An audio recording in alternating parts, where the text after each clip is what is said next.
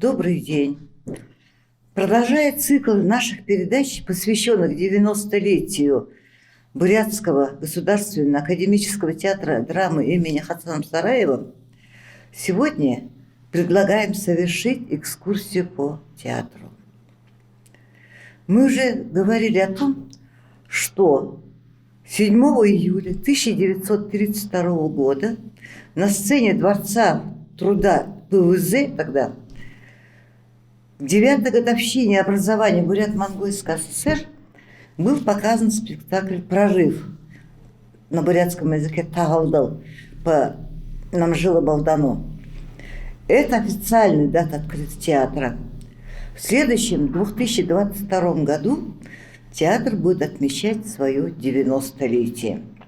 И вот за эти годы спектакли бурятского театра шли на сценах нескольких зданий города.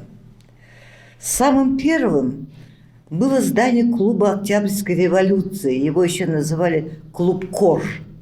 Оно находилось в районе современной Батарейки.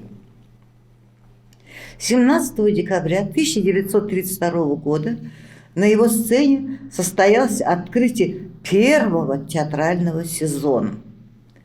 В 1935 году, когда вся труппа театра была на съемках фильма в Ялте, это деревянное здание было уничтожено пожаром. Театр переехал в здание Народного дома, построенного в 1914 году по улице Большой. Это хорошо известное горожанам здание. Раньше в нем шли спектакли Русского драматического театра. До недавних пор в залах этого здания размещалась экспозиция Музея природы. И вот с 1952 по 1982 годы, в течение 30 лет, спектакли Бурятского театра шли на сцене этого здания. Это бывший театр кукол Ульгыр.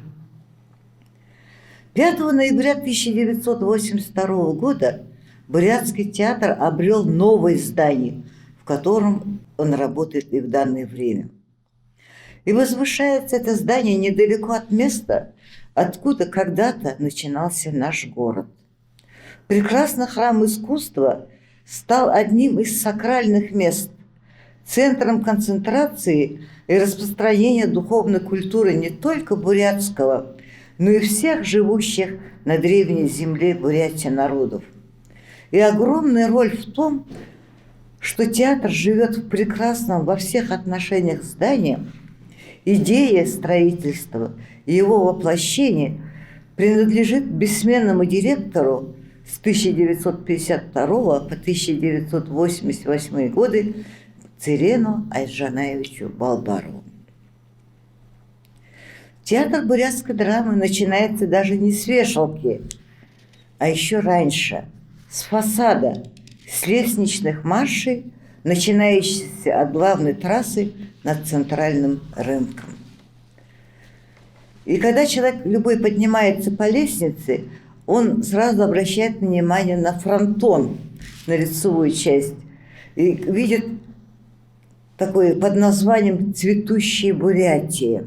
Авторы Дашнема Дугаров, Эдуард Аюшеев, Эрдыни Циденов. Эта композиция смонтирована из литых бетонных блоков и рассчитана на восприятие издали. Любой человек, который поднимается по ступеням лестницы, видит очертания крупномасштабных символических фигур. Здесь и женщина с ходоком, которая встречает гостей, два музыканта с лирой и маринхуром в руках. В нижней правой части всадников русского и бурята. В целом вся композиция производит впечатление величавой торжественности и является по праву одним из лучших образцов монументально-декоративного искусства в республике. В работе над оформлением театра участвовали не только монументалисты, но и весь национальный состав мастеров бурятского искусства. Главная заслуга в этом принадлежит коллективу Союза художников Бурятии, руководимого народным художником РСФСР Дашнемой Дугаровичем Дугаровым. Бурятские художники с самого начала восприняли Национальный театр как первостепенный объект своих творческих усилий. Оформлению театра было придано значение главной арены для осуществления парада едва ли не всех видов искусств, какими располагает бурятская художественная культура. Под руководством Дашнима Дугарова было создано 7 творческих бригад, в которые вошли резчики по дереву, скульптурные мастера гобелена, ювелиры, мастера живописи и монументальной скульптуры. Художники не только просто украшали интерьеры и фасад, они создавали Бурятский национальный театр, заявляя о себе как о наследниках большой национальной художественной традиции.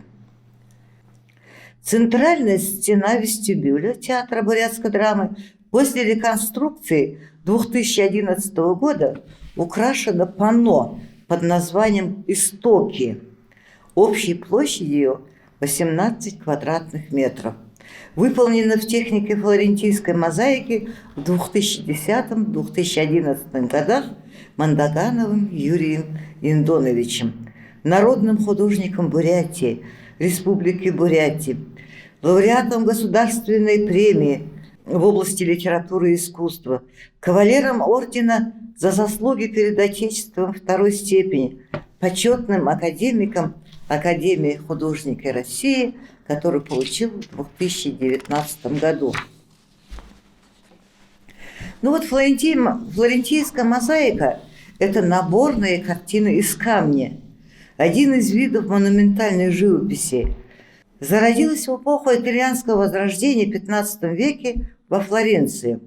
Также к монументальной живописи относится фреска, это роспись по сырой глине, в которой украшались в основном церковные храмы, картины из цветного стекла, также относятся, это витражи. Например, окна в театре оперы и балета в нашем городе, они выполнены из стекла, это витражи называется. В России при царице Екатерине Петровне фреской, витражами украшались потолки, стены и оконные проемы царских дворцов. Техника флорентийской мозаики считается самым роскошным из всех видов монументальной живописи, не утратившей своей популярности по сей день. Это самая трудоемкая, кропотливая техника, ибо цельное полотно рисунка создается филигранным соединением тонких пластин камня, подобранных в нужной цветовой гамме. Каждый камешек в рисунке выпиливается отдельно, гладко полируется, переходы подгоняются плотно друг к другу, так что получается бесшовный рисунок. Вся композиция панно по горизонтали разделена условным ходоком на 2 части. Пространство нижней части, пейзажной части, или называем, основано на единстве 4 первоэлементов. Это нижняя часть называется еще тала. Это первый элемент – земля. Это реалистическое, заполнено характерными для Бурятии изображениями гор, рек, водопадов. Это первые элементы – камень и вода. На фоне пейзажа полусферические очертания юрт, традиционного жилища кочевых народов. А любое жилище связано с очагом. Это первый элемент – огонь, пламя которого всегда стремится вверх к солнцу, небу, к первому элементу – воздух. Верхняя часть картины символическая, многофигурная. В 2 углах изображение небесных светил – солнца и луны, главных древнейших культов поклонения человечества. Солнце и луна ассоциируются с золотом и серебром. Это символы мужского и женского начала, источника жизни, света, тепла. Символическими являются традиционные мифические образы 4 тотемных животных. Это животные-первопредки. Хуншувун – лебедь, тотем хорибурят, Буханайон, вот бык, Буханайон, это хори хангодер, рыба налим, это ихивиты булагаты и волк, шана таты многих бурятских родов. В канву сюжета верхней части вплетается больше десятка фигур людей в национальных костюмах, играющие на различных музыкальных инструментах. И разглядывая эту картину, невольно задумываешься о том, насколько богата недра нашей Бурятии. Ведь при ее создании мастером использованы камни только Байкальского региона. Особенно много камней, привезенных с родины, горные закамны. Это цветные розовые мраморы, зелено-пестрый серпентинит, амазонитовый гранит с верховьев Санаги, лабрадорит из местности Бургуев, черный долерит, привезен из Селендума Селенгинского района, лазуриты из Малобыстринского месторождения в районе Култука. И есть камни из Акинского района, практически со всех районов нашей Бурятии. Но граниты, допустим, разных оттенков встречаются по всей Бурятии, а в этой картине очень много места занимает кусочки, выполненные из гранита. На панно вот использован гранит с Никольского месторождения.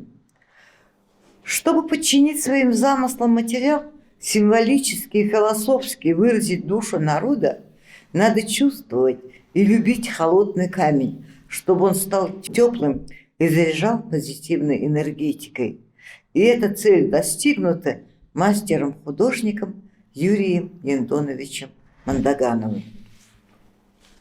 Но дальше внимание наших зрителей, наших гостей всегда привлекает большой такой декор стены фойе. Это яркая темперная роспись под названием «На земле ГСР». Она занимает площадь 150 квадратных метров. Эту работу после кончины автора первых эскизов росписи Александра Доржаева доверили молодой тогда художнице Альбине Цыбиковой. Созданная на основе народного эпоса, повествующего о легендарном бурятском герое, роспись украшает не только фойе, но и хорошо видна с балкона. Многофигурная, многоплановая, разномасштабная, она интересна не только своим навеянным фольклорными мотивами, сюжетом, но и сложным композиционным построением, а также своеобразным цветовым решением. И здесь проявляется органическая связь этого произведения с традиционной художественной культурой Бурятии. Сочетание желтого фона с яркими синим, зеленым, коричневым, черным и белым цветами – это свидетельствует об использовании автором присущей народному искусству палитры красок. Огромная фреска живет своей жизнью в архитектуре театра, открываясь с разных точек обзора целиком или частями. Когда человек поднимается по широкой мраморной лестнице, зрители видят его нижнюю часть. Их встречает муза театра. Находясь в правом или левом буфетах, зрители видят крайние части росписи. Из глубины зрительного зала фрагменты росписи воспринимаются особенно ярким многоцветием красок. Театральная роспись насыщена множеством фигур главных и второстепенных персонажей, животными, элементами пейзажа. Автору удалось соединить в единую композиционную структуру основные идеи произведения. Это история театра, история родной земли и преемственность традиционного и современного искусства. Центр росписи отведен символическим театральным персонажем, сгруппированным на фоне декораций и олицетворяющим различные эпохи в истории театра. От старой итальянской комедии до советской драматургии. Здесь же две фигуры в цамских масках Это участники мистерии Цан, исполнявшиеся в бурятских монастырях Бурятии, Монголии, Тибета. Цан привлекал многолюдные толпы зрителей. Это было своего рода первым театрализованным зрелищем. Пространство от театральной части наполнено фигурами и сценами, навеянными бурятским народным эпосом. Здесь собраны наиболее яркие образы. Вот на переднем плане фигура младенца Гесера и его матери Нарангохан. Справа от них возвышается посреди живительного родника священное дерево. Есть такие строки в эпосе. У священного дерева 9 длинных ветвей, ствол у дерева серый, свечи в желтой листве. Сверху несется по небу войско небожителей Тенгри. Все остальное пространство заполнено изображениями картин мирной жизни. Люди охотятся, пашут землю, ухаживают за скотом, катают войлок. Это картины мирной жизни на земле, совпадающие с народными представлениями об идеальной жизни без войн, болезней, невзгод. Но каждая победа Гесера над врагами сопровождается пиром в честь великой победы добра, утвердившей счастье на земле. Длился пир 9 дней и 9 ночей, а кругом ликует страна, изобилия и света полна. Правая часть росписи – красочная панорама современной жизни Бурятии. Входящие в воды Байкала красавица Селенга поддерживает над собой символический город. Это архитектурный макет Улан-Удэ, собранный из наиболее приметных в столице зданий, и среди них есть здание нашего театра. Этот центральный фрагмент окружен различными персонажами и сценами. Вдали трактора вспахивают землю, молодежь собралась вокруг старика-сказителя. Мужчины испытывают силу и ловкость в национальных состязаниях. Это 3 вида: скачки, борьба и стрельба из лука. Собрались за застольем пожилые буряты и русские. Кружатся в Йохаре на зеленой поляне девушки и парни. Яркие праздничные краски сливаются в единую мажорную мелодию. Особая гордость декора ансамбля бурятского театра – это его светильники, ажурными подвесками, опускающиеся с плафона фойе 2-го этажа. Художники Максим Ирдынеев, Илья Гамбоев, Дашинима Дугаров, придумывая формы этих светильников, проявили в ней характерные типы бурятских ювелирных изделий, женских украшений. Они напоминают бурятские подвески, иногда и серьги, ну и разные другие детали его. Избранный для светильников материал преобразился соответственно такому их ювелирному характеру. Алюминий, из которого сделаны металлические детали, имитирует как серебро. Вставки красных и зеленых камней керамики имитируют крупные кораллы и лазурит. Эффект светильников, подобных серебряным подвескам с кораллами, достигнут абсолютной, увеличенной только его размера. Бригада народных мастеров-резчиков выполнили все резные украшения дверей. Для выполнения этого огромного объема работы был специально сделан заказ в Закаменский район на поставку кедрового пиломатериала. Все двери, залы, входные, центральные украшены резьбой, покрывающей глубоким узором всю поверхность. Двери все разные. У входных украшены фигурами зверей и птиц. Там есть и рысь, изображение, соболь, глухарь. Массивные дверные ручки украшены круглыми латунными бляхами, популярными мотивами в бурятском народном искусстве. Обе стороны стен лестничных маршей на 2-й этаж фойе также украшены глубокими резными узорами. Резной декор находит свое завершение в скульптурных композициях из 7 масок, выполненных скульптором Геннадием Васильевым по мотивам опять также эпоса ГСР.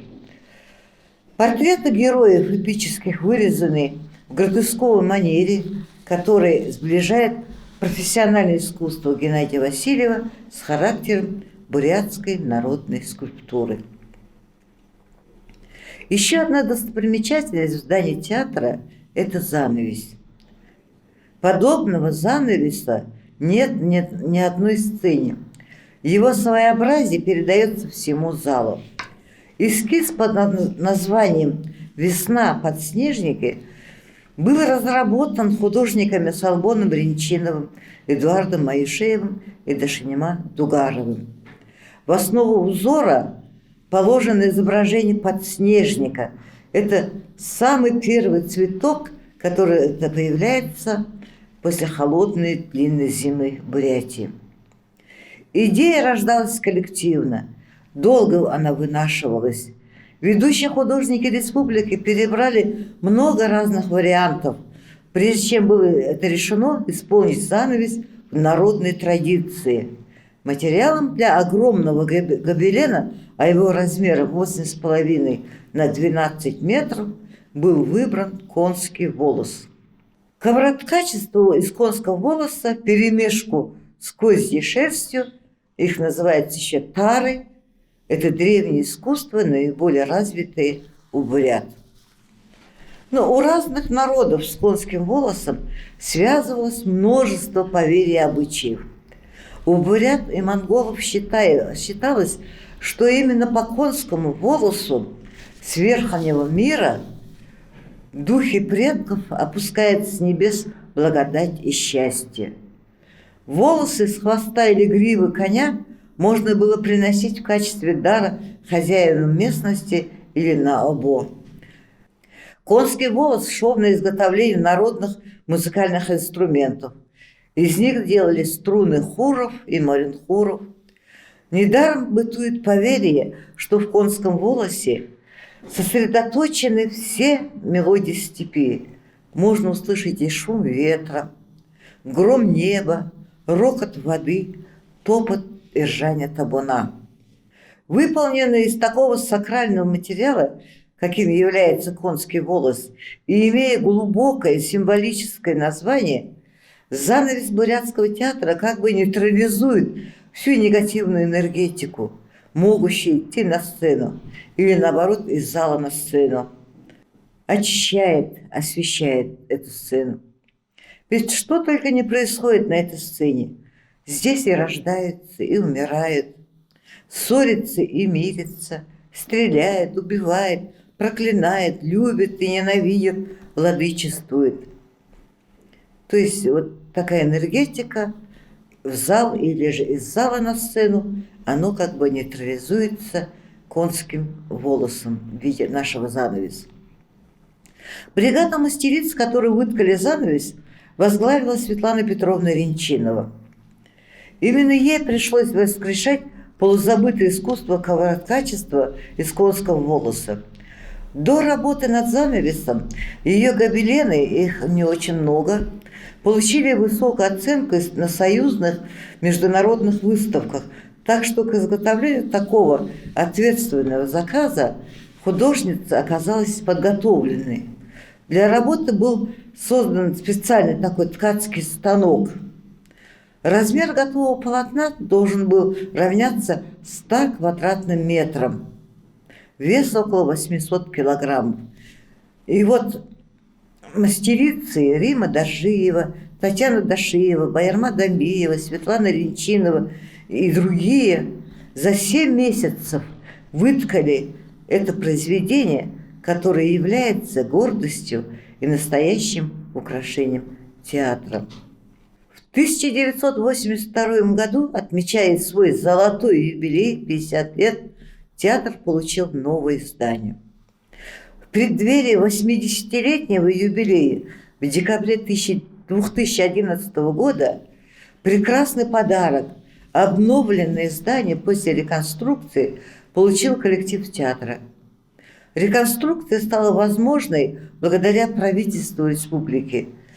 Их понимание роли и значения театра как центра сохранения бурятской культуры и бурятского языка. Снаружи и внутри обновленный театр поражает своим величием. Изменился его фасад, но появилась новая крыша в виде такой национальной шапки, надстроен 5-й этаж.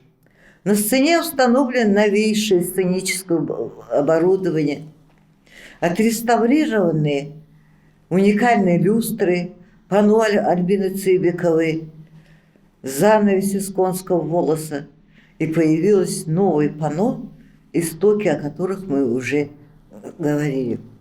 Созданы прекрасные условия для работы актеров в виде оборудованных удобных гримерных.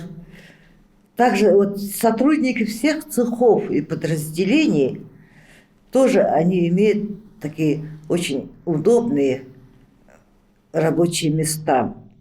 И все это придает новый импульс для дальнейшего развития и процветания Государственного бурятского академического театра драмы имени Хасана Сараева. Мы приглашаем вас, уважаемые наши слушатели, в наш театр. Следующая наша передача будет посвящена уже тем, кто работает, работали, работают, сегодня продолжают работать в нашем театре. До свидания.